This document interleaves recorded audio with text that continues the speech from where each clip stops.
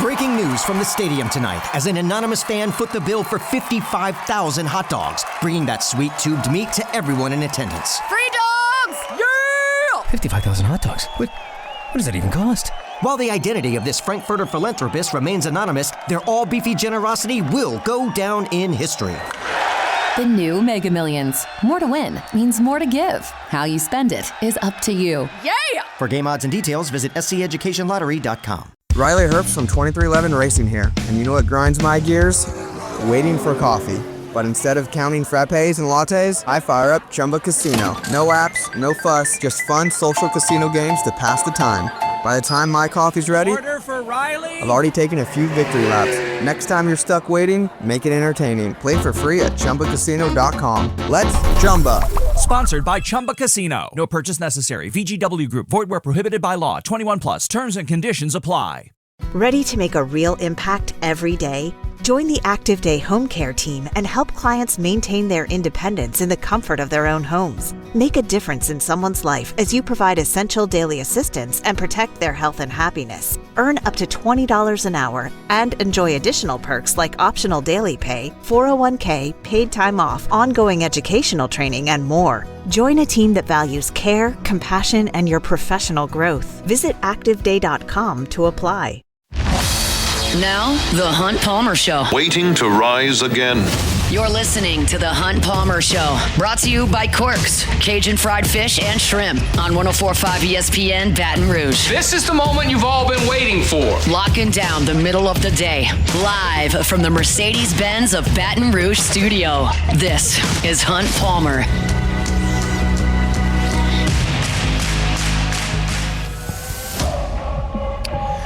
Hour 2, Friday edition of the Hunt Palmer Show. We're brought to you by Corks, Cajun Fried Fish and Shrimp at the Ameristar, Council Bluffs, Iowa, just across the river from Omaha, Nebraska. 75th playing of the College World Series in Omaha. LSU and Arkansas will be the last two teams to take the field. Right now, Coastal Carolina and Arizona are underway. It's 2-0 Coastal early in that one. Tonight, it'll be Oregon State and Louisville. UCLA and Murray State tomorrow at 1 o'clock, and LSU and Arkansas at 6. I want to talk about things from the Arkansas perspective, so let's go to Andrew Ellis, host of the Bombastic podcast, who works with Inside Arkansas, and he's here in Omaha as well. Andrew, thanks for the time. How are you, man? I'm doing great, man. I'm enjoying the calm before the storm, I guess you could call it. I'm going to be a nervous wreck about this time tomorrow, but, man, it's great to be here in Omaha. This is where you want your season to end, and could not ask for a better matchup, better stage for tomorrow night for sure. Everything you just said applies directly to me as well, every single word. So let's talk about it. I guess that you probably just summarized the feeling of the Arkansas fan base, but I am curious. Like, most of the D1 baseball guys picked Arkansas to win it. I personally have picked Arkansas to win it. What's the feeling from the fan base? Is it anxious? Is it traumatized? Is it supremely confident? How are we feeling in Hogville? You know, things can change very quickly. I'm sure, especially if Arkansas is able to win tomorrow night, there's going to be a lot of pressure. I mean, the dark cloud kind of hanging over this program is Dave Van Horn getting that elusive national championship. Nobody's going to be truly satisfied until it happens. But I got to say, man, if you watch this team and you're kind of around the fan base, around the team this afternoon, we got to go see him practice at Millard South High School, you wouldn't be able to tell that this team's playing such a big, high-pressure situation with the way they're acting. Like, Dave Van Horn doesn't walk around with that kind of nervous energy. They seem relaxed. I don't know if the fan base is necessarily there yet, but when you look at the last couple of years for Arkansas baseball and how it's gone in the postseason, I think there's a relief that, like I said, this is where you're okay with your season ending. Obviously, you want to win the national title, but nobody's really going to be upset with the season that ends at Charles Schwab Field in Omaha. And so I think there's a lot of relief in the fan base, given that this program has lost in the regional round back-to-back years leading up to this. I think fans are just excited to be here. Let's talk about Zach Root. I got a couple questions about him. One, has the velocity ticked up over the last month? Absolutely. I mean, listen, now this is a guy that, when he was at East Carolina last year, he was, mid-90s fastball was kind of part of the repertoire, part of what we thought we were getting here at Arkansas. And he's, not necessarily a power pitcher because he likes to mix speeds. His changeup might be his best pitch. But every now and then you kind of forget there's some power in there, mostly in that 94, 95 range. We'll touch 96 here and there. But when he's facing Andrew Fisher last week against Tennessee, I don't know if he just blacked out and went crazy or not. dude's touching 99, which you really don't see much. You don't see these power pitchers gain steam down the stretch usually. So there's a little bit of power in that arsenal, but it's weird because when you think about Zach Gruden, you watch him pitch. He's a strike thrower. He mixes speeds. He keeps guys off balance. But that 97, 98 fastball is in that tank there, and I think it's definitely made him a pretty intriguing draft prospect, like so many of these other left-handed pitchers in college baseball. So the emotion that he showed last week, how much of that was Tennessee and how much of that was what he wants to pitch like? And do you think he'll show that much emotion on Saturday night? I definitely don't know if we're going to see that level of emotion. I mean, him dog cussing the first baseman back to the dugout. I don't know if we'll see that. But Zach Gruden's a very competitive guy. Like he's a very left-handed left-hander. And if you watch baseball or around baseball, you know what I mean by that. Lefties are just kind of wired a little bit different. They do things their own way.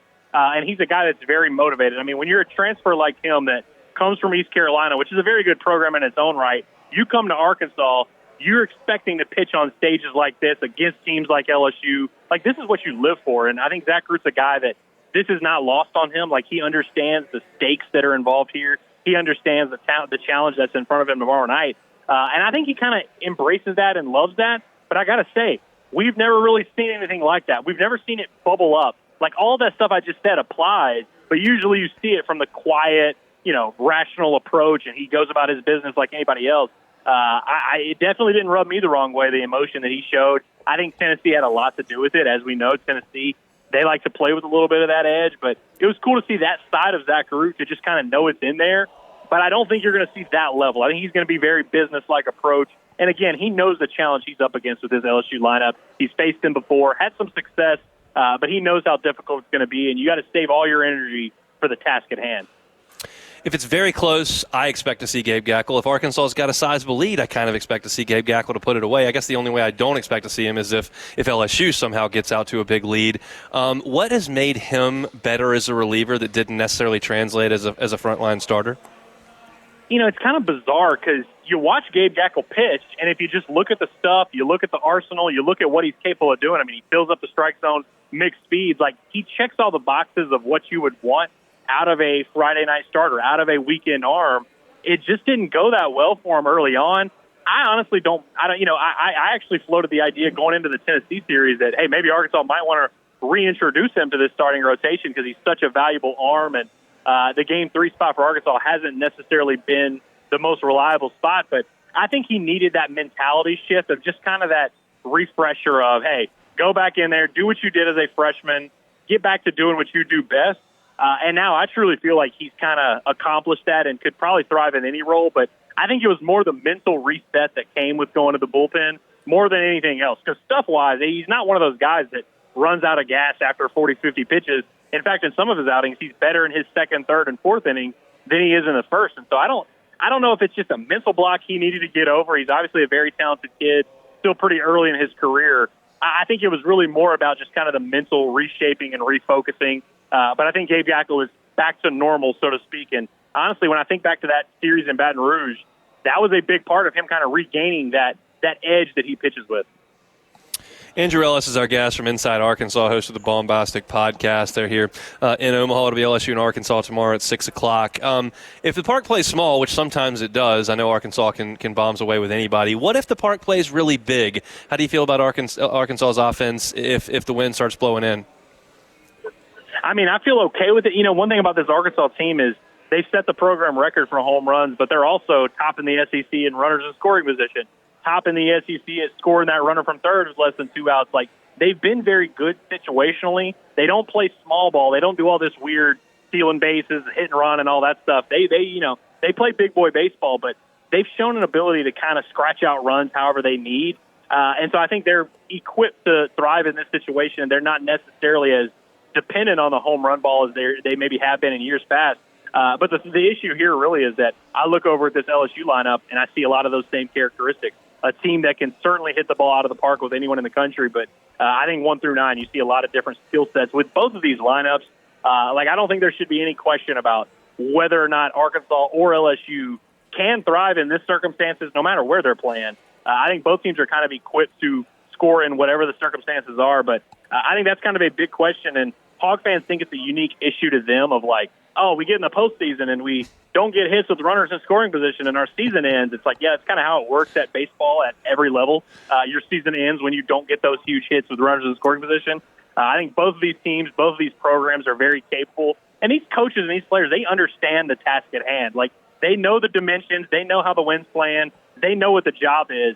It's just easier said than done to go out there and get that job done against really good pitchers, which both of these teams are going to be facing tomorrow.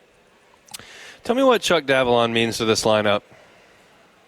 I mean, it's just the energy with him, man. Like, he sets the tone at the top. I mean, you always want that leadoff guy, to be your get-on-base guy, and he does all of that. He's also shown a lot more power than maybe Hog fans expected. But I think what sets this Razorback team apart from maybe some years past, there's just a personality and an edge that they play with. And, I mean, Dave Van Horn's never going to be confused for Tony Vitello in that regard, where his teams really have this, this bombastic energy about them where they're in your face and, talking their mess or anything like that. But I think Chuck Davalon is a very important lightning rod personality. And then when you look at the production he's put together, I mean, he's put together an All-American type season. You'll always take that out of your leadoff guy. But another thing that I think is big for him in this particular matchup, he hits better against lefties than he does against righties, which is kind of bizarre for a left-handed outfielder, left-handed hitting outfielder. Matter of fact, we saw Liam Doyle last week. Tennessee opted to intentionally walk Charles Davalon, a left-handed hitter, with Liam Doyle on the mound in order to bring up Vahivo low with the bases loaded. I think that tells you all you need to know about Charles Davalon and what he means to this Razorback lineup and sort of how other teams view him. I imagine this Jay Johnson coaching staff and the rest of this LSU squad, they're probably viewing him that same way, as you can't overlook him, just like you can't anyone with this Arkansas lineup. I've poured over this significant amount, and I can't find a huge weakness with Arkansas. Maybe a little bit of swing and miss, but that's nitpicking. Is there something that you think could spell the end of their season over the next week that could crop up? What's funny is that, you watched Zach Root pitch last week, and we talked about him as a prospect. We talk about him, and you see the numbers. I mean, he's an all-SEC contributor, although I got to admit, since I'm talking to the LSU guys, Anthony Eyanson got absolutely robbed first-team All-SEC. Yeah. Like, that was a little bit crazy. But still, like, the fact that he's in that conversation tells you how Zach Root, what people view him as. But all year long, this Razorback team has been able to piece together weekends despite not getting front-level starting pitching. Like, I think a lot of Hog fans look at LSU and look at the stability that Anderson and Eyanson have brought this LSU pitching staff. And Arkansas's kind of been missing that up until the last month or so. Really, with that outing in Baton Rouge that Zach Root had, I feel like kind of kick-started his season, got him back on track and pitching the way he has. Of course, Gage Wood coming back from injury has been a huge part of that. But weirdly enough, starting pitching has kind of been the missing piece that Arkansas has been winning in spite of. So I think the fact that now Arkansas is getting some good starts from Zach Root, Gage Wood, who got roughed up in Baton Rouge, he's pitched a lot better lately, gives them another big-time prospect on the mound. It sort of completes this team. And so I don't think there's a glaring weakness. But again, I think you look at both squads, if either team loses tomorrow, it's not going to be because they have this glaring weakness that they were incapable of getting the job done. I think it's really just you're up against a really good team, and one of them has to lose. It's going to be a heck of an environment. Should be a heck of a game tomorrow night, 6 o'clock at Charles Schwab. And my hunch is that it's not the last time LSU and Arkansas will lock horns here in Omaha. Andrew, enjoy your time here, and we'll catch up down the road. Thanks, man. Absolutely, man. Appreciate you guys. Hope you have a good time at the sports book. Stay out of trouble. We'll do our very best. That's Andrew Ellis, Bombastic Podcast. He works with Inside Arkansas. They do a great job covering the Hogs. I've been listening to him all year for some Arkansas perspective, so appreciate him giving us a little bit of time here on this Friday. We're brought to you by Cork's Cajun Fried Fish and Shrimp. Still a lot to do over the last 45 minutes of the show. When we come back, are we sure that Cade Anderson is the guy tomorrow night in the opener? I'll give some thoughts on both sides. That's next. The Hunt Palmer Show. Genesis of Baton Rouge. GenesisofBatonRouge.com is the website. Every car that is on the lot is online at GenesisofBatonRouge.com. Look, you're talking about safety. You're going to get in one of the safest cars on the road if you choose a Genesis. Every single model in the line, all of them, got the IHA top safety pick. Some got top safety picks plus. So if safety is the most important thing to you when you're purchasing a new vehicle, check out Genesis Baton Rouge. I promise you, they've got you covered there. They've also got an incredible line of vehicles. They're sleek, stylish, elegant. drive wonderfully well, and they got tons of bells and whistles. Plus, every new purchase comes with a 10-year, 100,000-mile warranty and 3 years of complimentary service, and that can be valet service if you'd like. Go by and see them. Airline Highway at Pico, and they're across from Women's Hospital, or check out the entire inventory online at Genesis of Baton Rouge, genesisofbatonrouge.com. Live from Omaha, powered by Our Lady of the Lake, Championship Health for everybody, and presented by GoFlow Ivy Spa and Yingling Flight. Hello, it is Ryan, and I was on a flight the other day playing one of my favorite social spin slot games on ChumbaCasino.com. I looked over at the person sitting next to me, and you know what they were doing? They were also playing Chumba Casino. Everybody's loving having fun with it. Chumba Casino is home to hundreds of casino-style games that you can play for free anytime, anywhere. So sign up now at ChumbaCasino.com to claim your free welcome bonus. That's ChumbaCasino.com and live the Chumba life. Sponsored by Chumba Casino. No purchase necessary. VGW Group. Void where prohibited by law. 21 plus. Terms and conditions apply. Drivers who switch and save with Progressive could save hundreds. With that kind of money, you could go big time on a fancy water bottle with ultra titanium alloy metal. You're not sure why you need all that. I mean, it just holds water, but you're getting it anyway. Because if you're hiking near an active volcano and you accidentally drop the bottle into molten lava, your water will still be icy cold. Switch to Progressive and you could save big time for water bottles. Progressive Casualty Insurance Company and affiliates, not available in all states. Potential savings will vary.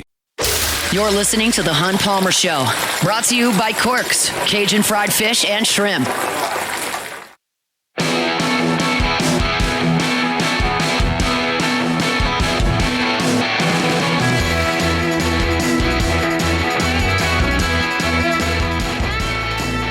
Just got a text message that warmed my heart to its core. One of my buddies was coming up to Omaha for the first time, said, hey, I know you've been, give me a couple things that I need to do. I said, hey, you need to go have lunch at Barrett's. Go check out Barrett's. It's kind of off the path now that the stage is downtown instead of out at Rosenblatt, but it's the LSU bar from the 90s, and those that are listening are probably familiar with Barrett's. So he never heard of it. So he got off the plane with the in-laws. They went straight to Barrett's with their luggage, and he said that the whole restaurant was full of folks with their luggage that stopped there first. The entire staff was in Go purple and gold T-shirts, and the place was popping, and that just warmed my heart. He said that he loved it. Great call. And that's just something that is unique to LSU. I say this all the time, unique is an overword used in our language, kind of literally. Literally means that there's not any embellishment. It is the literal truth. And people often say literally and then say something that's an exaggeration or hyperbole. And unique gets overused all the time, which is nitpicking on my part and really a loser thing for me to notice. But people say very unique all the time and kind of unique and sort of unique. And it's either unique or it's not.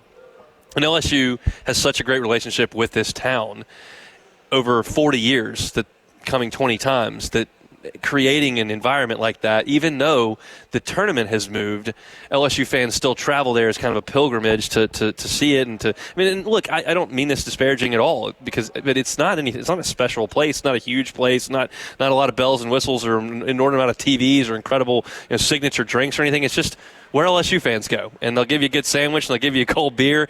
And my deal was, when me and my dad came 2 years ago in 2023, we went to lunch there when we landed on Saturday, and I walked in and I knew 7 people that were right when I walked in the door, and I didn't know any of them were going to be there. But that's just the beauty of you're halfway across the country, and people show up there. And there are a lot of cool things about LSU's relationship with this place, and one of them is certainly Barrett's. And I was just so happy that one of my buddies enjoyed his time there, and now has that as a reference point of, when I went to Omaha, I went to Barrett's and this guy was there, and there was and like he said, there was half the restaurant had people that had their luggage. And I expect there to be a lot of purple and gold in Omaha tomorrow and moving forward, and we'll certainly be here until LSU is done. We're at the Ameristar in Council Bluffs, just outside the Sportsbook. Got the College World Series on a bunch of TVs. Got the U.S. Open on as well. Big day for Sam Burns, who is going to be within shot of the lead or so when he wakes up tomorrow morning, which is awesome for the Shreveport boy at Oakmont. But I want to talk LSU and Arkansas tomorrow. And I want to be very clear to start this segment. My opinion, based on a lot of different things, is that Cade Anderson will start for LSU tomorrow. I don't have real reason to doubt that, based on the fact that he went to the press conference. It was him and Jared Jones yesterday with Jay Johnson. Cade was asked about facing Arkansas and answered the question. That Jay's not going to give that information, even though Dave Van Horn did say that Zach Root's going to start. But I believe Cade Anderson's going to start for LSU. So that's number one, and I'm going to preview him against Arkansas tomorrow when we're on from 2 to 4. But let's just think about this from a different perspective briefly here. Arkansas, as you just heard Andrew Ellis, crushes left-handed pitching. If you look at them from a statistical standpoint, and I'm getting these stats from the crew at D1 Baseball, Aaron Fitz got a great piece up previewing the entire field, and you look at Arkansas against right-handed hitters, and their OPS is good. They're 16th in the country, but they are 4th in the nation in OPS against left-handed pitching. And it starts at the top with Chuck Davalon, who's their leadoff hitter, who's left-handed and crushes left-handed hitters. You know the Eloy brothers are great hitters, and they are both right-handed hitters who crush lefties. And then you've got some other guys like Ryder Helfrich, who's a right-handed slugger. Brett Iredale hits right-handed and can slug for them as well. They really hit left-handers well. And when they saw Cade Anderson a month ago, they knocked him around a little bit. Now, Cade was tough as nails in that game, and he pitched 5 2/3 innings. He gave up the 7 hits, but only 3 runs. And remember, that's the game he left late at night. They started super late on Friday night that week. He had that wrist issue. And I remember sitting in the press box going, I cannot believe Cade Anderson's season might be over. Because anytime your ace walks off the mound with the trainer and has to come out of a game, like that could be a disaster. And it wasn't. It was just a little wrist cramp type deal, and he was fine the next week. But he battled. He struck out 10.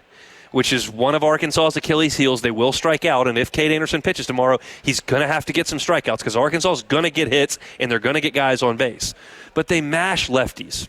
They're not as good against right-handers. And when you look at them against right-handers, they strike out a ton against right-handed hitters. 223rd in fewest strikeouts when it comes to facing righties in terms of percentage. Lefties, they're not great, 163rd, but you're talking about 60 spots there. And then you look at what Anthony Eyanson did to this team.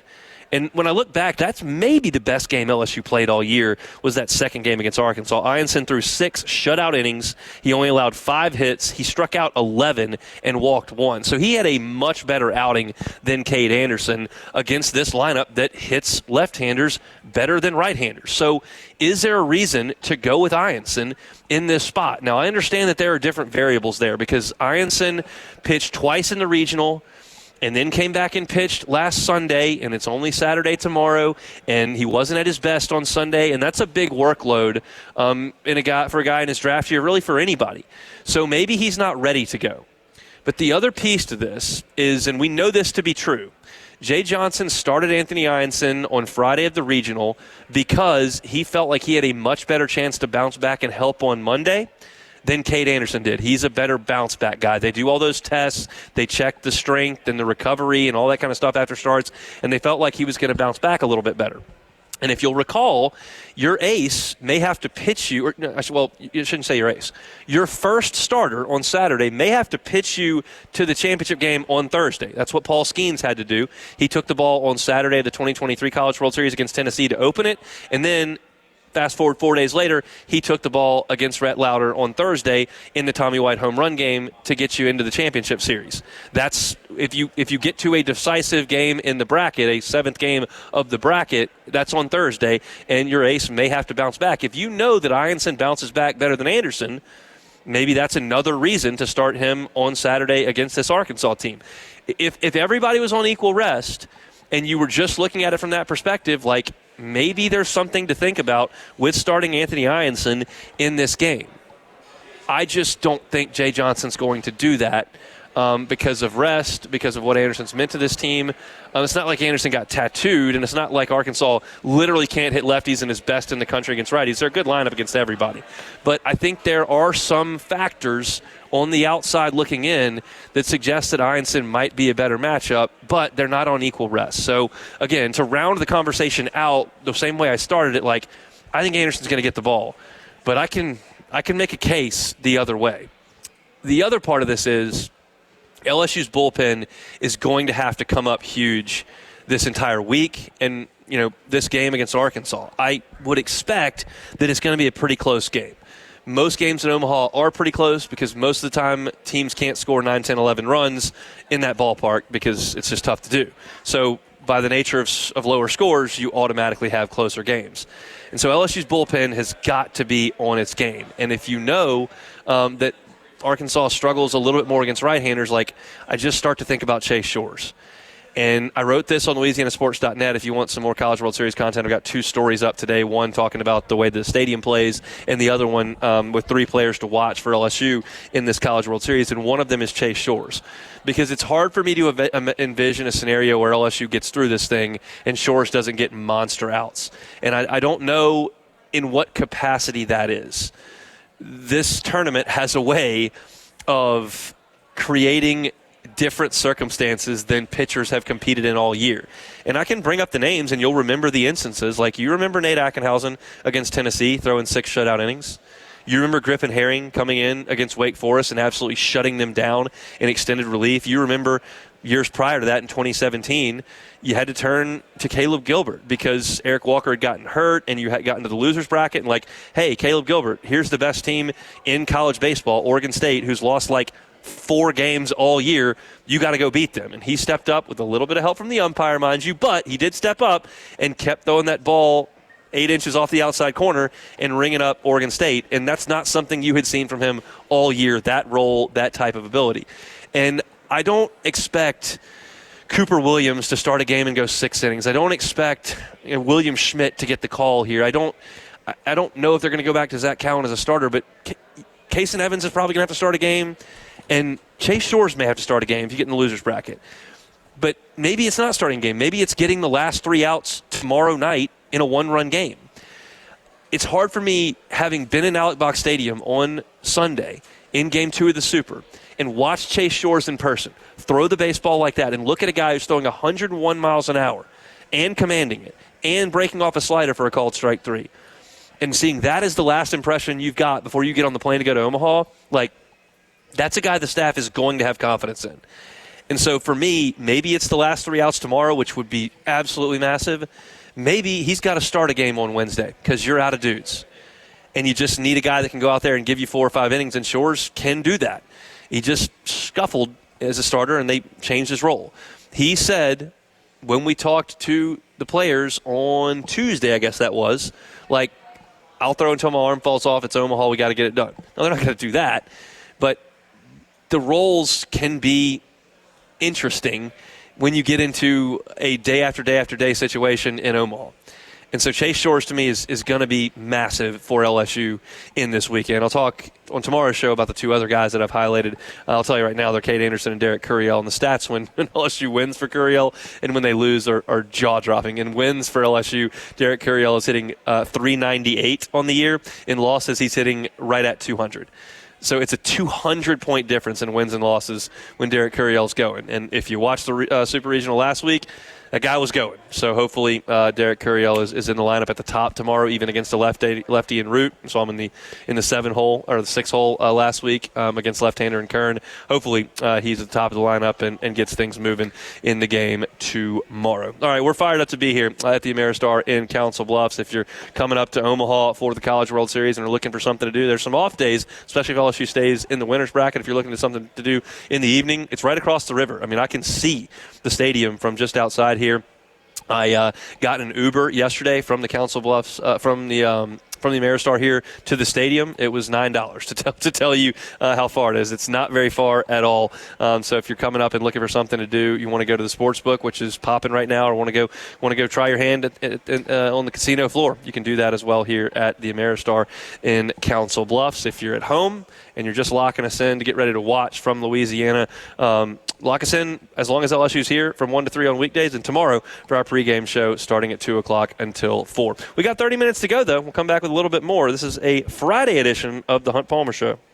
Ryan Seacrest here. When you have a busy schedule, it's important to maximize your downtime. One of the best ways to do that is by going to ChumbaCasino.com. Chumba Casino has all your favorite social casino games like spin slots, bingo, and solitaire that you can play for free for a chance to redeem some serious prizes. So hop on to ChumbaCasino.com now and live the Chumba life. Sponsored by Chumba Casino. No purchase necessary. VGW Group. Void where prohibited by law. 21 plus. Terms and conditions apply. Drivers who switch and save with Progressive could save hundreds. With that kind of money, you could go big time on a fancy water bottle with ultra titanium alloy metal. You're not sure why you need all that. I mean, it just holds water. But you're getting it anyway. Because if you're hiking near an active volcano and you accidentally drop the bottle into molten lava, your water will still be icy cold. Switch to Progressive and you could save big time. For water bottles. Progressive Casualty Insurance Company and affiliates, not available in all states. Potential savings will vary. The Hunt Palmer Show. Live from Omaha, powered by Our Lady of the Lake, Championship Health for everybody, and presented by GoFlow Ivy Spa and Yingling Flight. You're listening to The Hunt Palmer Show, brought to you by Corks, Cajun Fried Fish and Shrimp.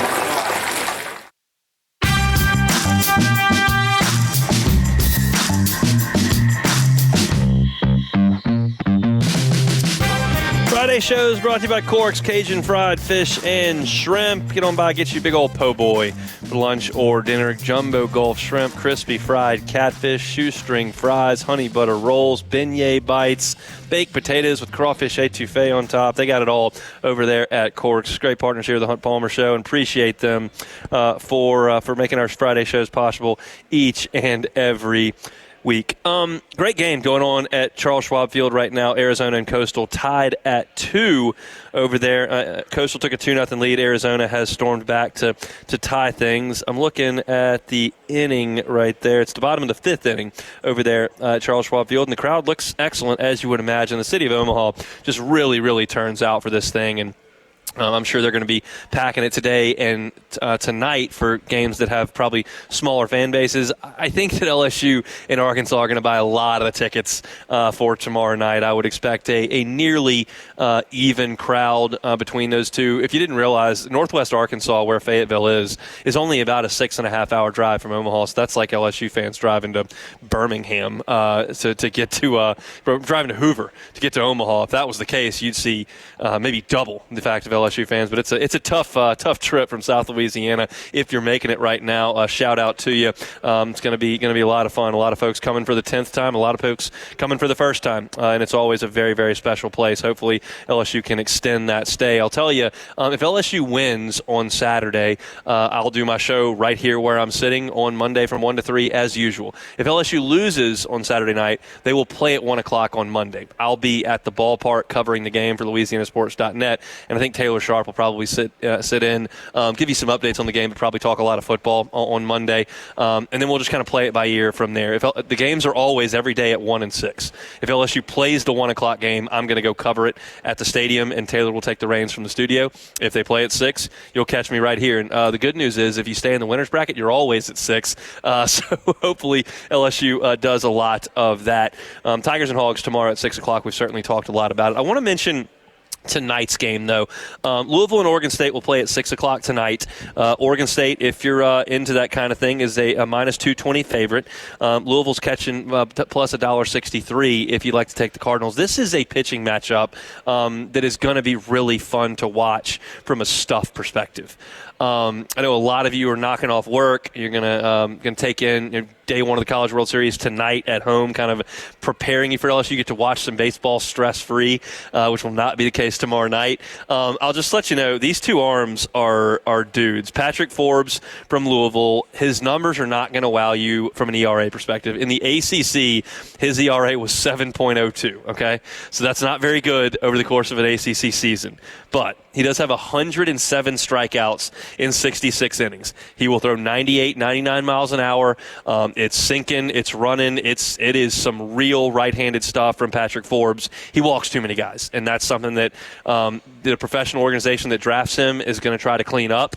But he has the ability on a given day to really lock teams up. Now, Oregon State's going to probably go with Dax Whitney. I haven't seen their lineup, but he's been their ace, and Dax Whitney was a real draft risk for them coming into the season. He's right-handed. He's a freshman, and he has real dude stuff. I mean, I was curious if Oregon State, with no conference, was still going to be able to reel in dudes like this. Because make no mistake, they've had real dudes in that program for a long time. Even obviously when Pat Casey was there, but beyond Pat Casey, they've had real dudes. You just had one of the best players in the country, Travis Pizzana, get picked first in the draft out of Oregon State. So they still got dudes, and Dax Whitney's one of them.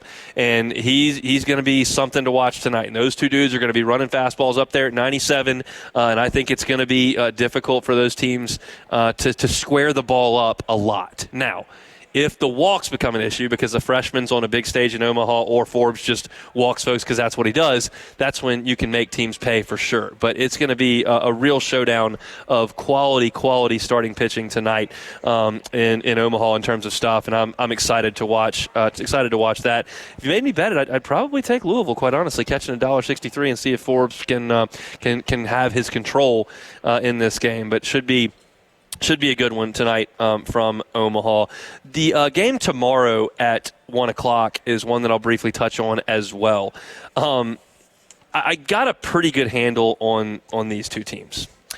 And I think Murray State's going to score tomorrow because I don't trust UCLA's pitching really at all. If you were listening back on Wednesday before I hopped on a plane up here to Omaha, I talked about UCLA's starting pitching, and it is pedestrian statistically and stuff-wise. You're talking about a 1-2 punch that went out there in a regional format against a 4-seed and then a 2-seed. They played Fresno State and Arizona State. And their two starting pitchers did not record a strikeout. Like, that is mind-blowing to me that you could send two guys out there. And this is the number 15 national seed. That you could send two guys out there who don't strike anybody out in two outings. Like, it blows my mind. And then your ace for the season has a batting average against of 296, but he's 10-1. None of that really adds up, other than to say that you throw it over the plate, you let him hit it, and UCLA might have the best defense in the country. Like, Arkansas statistically is the best defense in the country, but UCLA is really good. Their shortstop, Rock Chalowski, is probably the best player here. And I just feel like that recipe of stuff from the UCLA starting pitcher and Murray State's offense, the way it's gone for the last 3 weeks, conference tournament, Oxford and Raleigh, or Durham, I guess I should say, I think they're going to score. The question is UCLA going to score more because Murray State doesn't have any pitching, like none whatsoever. This is not a UCLA team that is inept offensively like the one that won the national championship was. They came up here, didn't hit a home run. I think they hit 212 for the whole tournament in 2013. That drives LSU fans nuts because they beat LSU in the first game that year. But that team couldn't hit at all. They had really good pitching, starting with Plutko, and they just got through it because nobody could score with the dead bats and the huge ballpark and the wind blowing in. This team is not designed like that. If you were listening to Joe Healy talk to me a little bit earlier in the first hour, he was talking about this UCLA team and what he thinks of them, and they're better than that offensively. I just don't know if I like their starting staff. Their bullpen's been good, and Murray State's going to try to get into that. It would not shock me to see Murray State win that game. Now, here's the deal, and this will be a lot of what I do on tomorrow's show. If Murray State wins at 1 o'clock tomorrow because their offense does shine through against what I deem to be a mediocre UCLA starting staff, you're talking about the winner of LSU and Arkansas having a chance to throw either Gage Wood or Anthony Eyanson at Murray State to take control of that side of the bracket. That is as advantageous a spot as you could have possibly dreamed up in January, like as you could possibly. Now, it doesn't mean that you're done because the loser of LSU Arkansas tomorrow night is not done. They still got plenty of talented arms and a really good lineup, and they can come through. LSU's shown it. Jay Johnson came through the loser's bracket against Arizona. But there's a reason why only 4 times in the last 45 years, 4 times in the last 45 years, a team has lost its first game in the College World Series and then gone on to win the national championship. It just doesn't happen because when you lose the first game, you've got to walk a high wire until Thursday. And generally speaking, when you try to walk a high wire until Thursday, you're going to fall off. So it's hard to overstate just how big this game is tomorrow. I think there are a lot of LSU fans that are saying, hey, you got to beat Arkansas at some point. You might as well throw Cade Anderson at him in the first game and get it out of the way. There are some that say, I wish Arkansas was on the other side of the bracket. Y'all know where I fall in that. I wish the Hawks were elsewhere. I'd rather play Murray State. I'd rather play Arizona today. But you get Arkansas. So we'll see what that looks like tomorrow night in front of an incredible crowd in Charles Schwab Field. It's going to be an awesome College World Series. I talked about this on Wednesday. I love the diversity of the field. There are different conferences. There's nobody here that was here last year. There are teams in different circumstances. There's a Cinderella. There's a teams that are trying to win their second or third national championship of the last 25 years. That includes Coastal. That includes Arizona. That includes Oregon State. That includes LSU. You got Arkansas trying to climb the mountain for the first time. It's just dripping with storylines, and the whole week and a half is going to be awesome. I just certainly hope that LSU is part of it for a longer time rather than a shortened term, but we got to get things started tomorrow at 6 o'clock. I've got one segment left to do here on this Friday. Hope you'll come back with us and do that, and then we'll hand things over to Musso for AFR. You're listening to a Friday edition of the Hunt Palmer Show. The Hunt Palmer Show. Highland Insurance Group, HighlandIG.com is that website. Jonathan Carbo and his team, phenomenal folks to work with in the insurance game. I know insurance is not the most fun thing to talk about. I know if you're a business owner and I say the word insurance, you bristle because every year that premium is due and you feel like it's getting more and more expensive and you just don't even like having the conversation. I get it. But I also understand that insurance is important. And if something happens that you can't forecast, whether it's a car wreck, cyber attack, workers' comp suit, whether it's a hurricane, things happen. And if you don't have the proper coverage because you cut corners to make sure that your premium was lower, you're going to pay the premium and then you're going to pay for the loss. And you just don't want that double whammy. Make sure your coverage is right. And Jonathan Carbo and the team at the Highland Insurance Group specialize in that. If you want to call them and say, hey, save me 25%, I'll save you the call. You don't need to make it. They're not magic. But they can make sure that your insurance program reads properly and responds properly. And that is an important step. So if you're a business owner, if you're a CFO, if you're a risk manager, whatever the case may be, call Jonathan Carver and the Highland Insurance Group. Check them out online at HighlandIG.com and make sure your insurance program is correct. It's the Highland Insurance Group, HighlandIG.com. Bubba Wallace here from 2311 Racing. Funny thing about being fast, you end up waiting a lot. First to show up, first in line, then just waiting. Me, I rev up Chumba Casino. With over 200 social casino games, no slow lanes here. Why sit around when you can spin? I'm already racing. Your turn. Play for free at ChumbaCasino.com. Let's Chumba. Sponsored by Chumba Casino. No purchase necessary. VGW Group. Void where prohibited by law. 21 plus. Terms and conditions apply. Drivers who switch and save with Progressive could save hundreds. With that kind of money, you could go big time on a fancy water bottle with ultra titanium alloy metal. You're not sure why you need all that. I mean, it just holds water. But you're getting it anyway. Because if you're hiking near an active volcano and you accidentally drop the bottle into molten lava, your water will still be icy cold. Switch to Progressive and you could save big time for water bottles. Progressive Casualty Insurance Company and affiliates, not available in all states. Potential savings will vary. Live from Omaha, powered by Our Lady of the Lake, Championship Health for everybody, and presented by GoFlow Ivy Spa and Yingling Flight. This is the Hunt Palmer Show, brought to you by Quirks, Cajun fried fish and shrimp.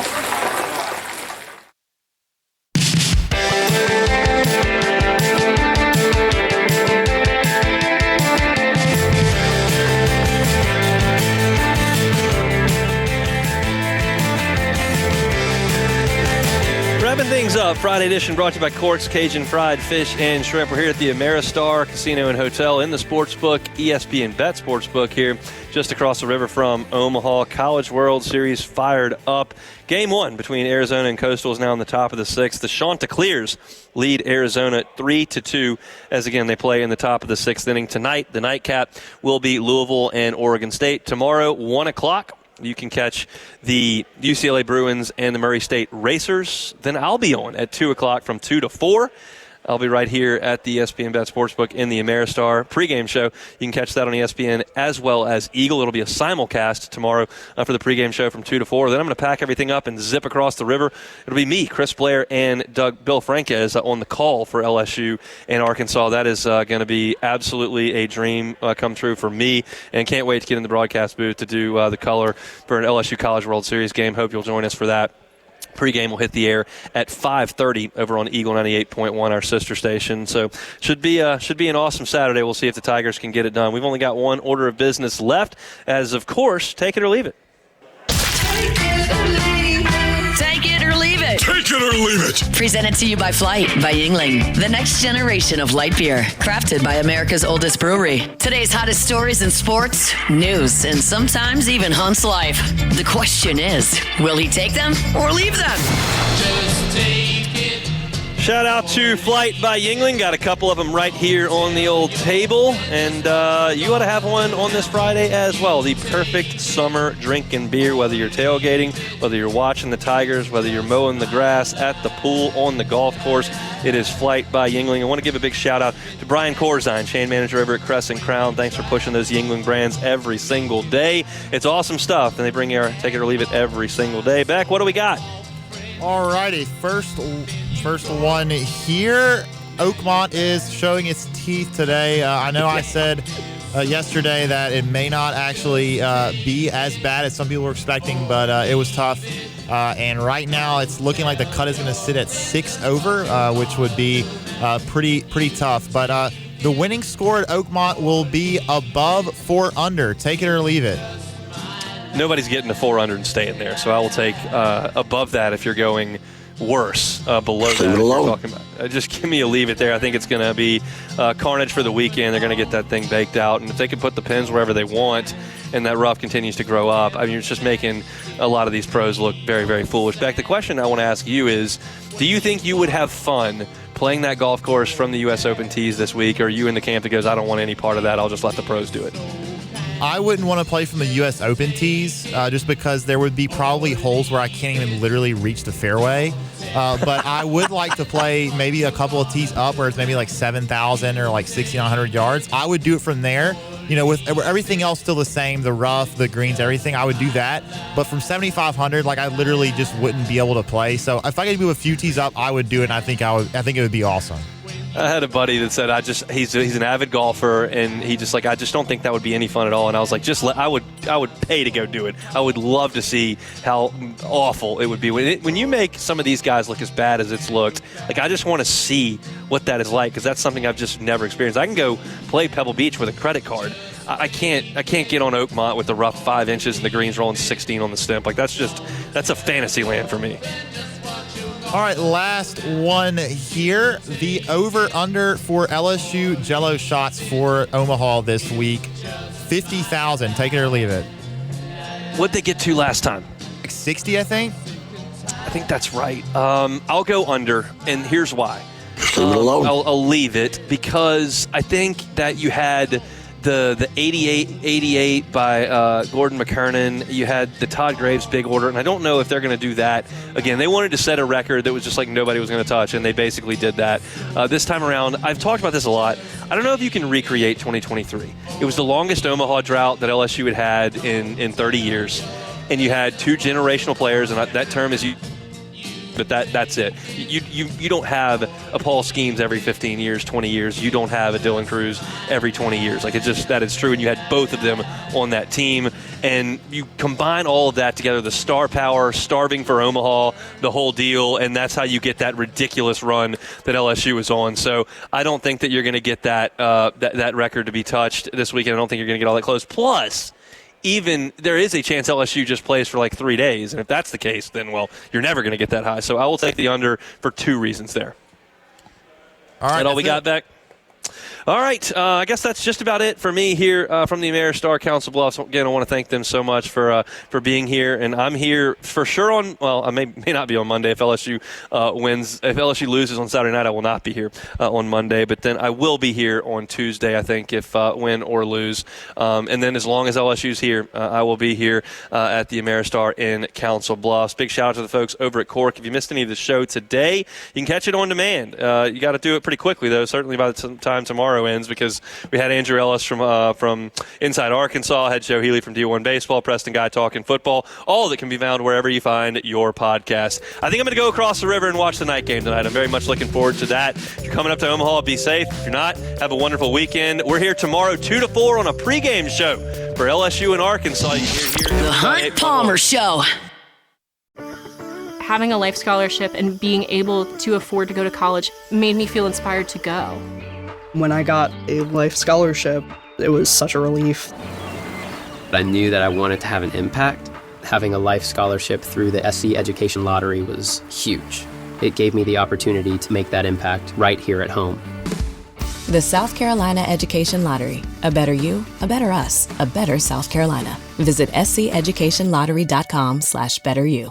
Hello, it is Ryan, and I was on a flight the other day playing one of my favorite social spin slot games on ChumbaCasino.com. I looked over at the person sitting next to me, and you know what they were doing? They were also playing Chumba Casino. Everybody's loving having fun with it. Chumba Casino is home to hundreds of casino-style games that you can play for free anytime, anywhere. So sign up now at ChumbaCasino.com to claim your free welcome bonus. That's ChumbaCasino.com and live the Chumba life. Sponsored by Chumba Casino. No purchase necessary. VGW Group. Void where prohibited by law. 21 plus. Terms and conditions apply.